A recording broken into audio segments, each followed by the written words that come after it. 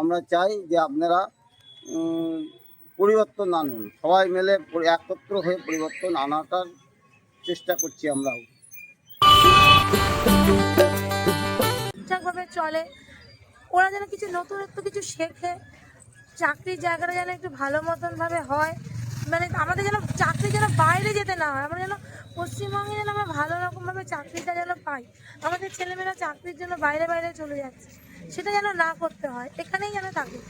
আর সরকারি যে চিকিৎসা ব্যবস্থাটা রয়েছে একটু ভালোভাবে দেখলে পরে যে অনেক পেশেন্টরা আছে যারা সিট পায় না, ঠিক মতনভাবে নিচে শুয়ে থাকে, অনেকে নিচে শোয়ারও জায়গা পায় না, সেটা যেন একটু ভালো সরকাররা যেন সেই দিকে একটু দেখে, যে যারা যেন সিট পেয়ে যেন তার চিকিৎসাটা যেন তারা যেন ঠিকভাবে চলতে পারে।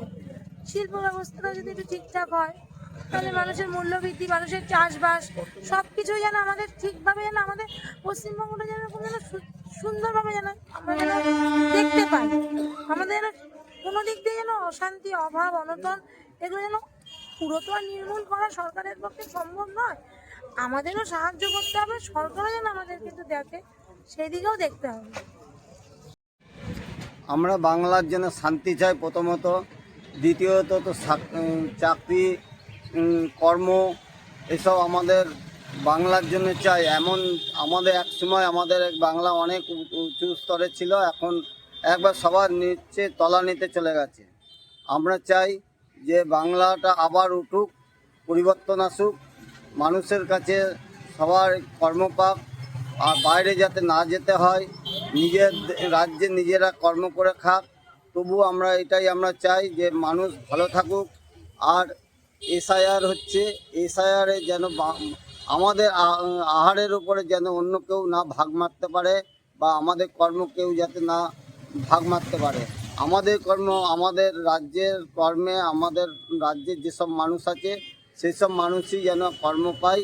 সেই জন্য আমরা এর জন্য চাইছি পরিবর্তন হলে আমাদের রাজ্যের অনেক উন্নতি হবে। আশা করা যায় যাতে আমরা মানুষের কাছে যেতে পারি, যে আমরা বা কর্ম করে খেতে পারি।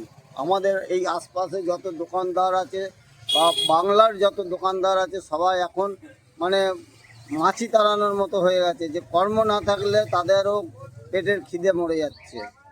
যাই হোক, আমরা চাই যে আপনারা পরিবর্তন আনুন, সবাই মিলে একত্র হয়ে পরিবর্তন আনাটার চেষ্টা করছি আমরাও। 2026 নির্বাচনটা আমার কাছে বড় ফ্যাক্টর না। ফ্যাক্টরটা হচ্ছে 2026-এর মানে যেটা উপলব্ধি করতে পারছি, 4টে পয়েন্ট আমি বলবো। প্রথমত শিক্ষা, স্বাস্থ্য, আইন, নারী সুরক্ষা। আমার তো মনে হয় 2026-এ দাঁড়িয়ে নারী সুরক্ষা কিছুই নেই। আইন শৃঙ্খলা বলতে সবই মনে হচ্ছে কিনে নিয়েছে, সাধারণ গরিব মানুষের জন্য আইন নেই।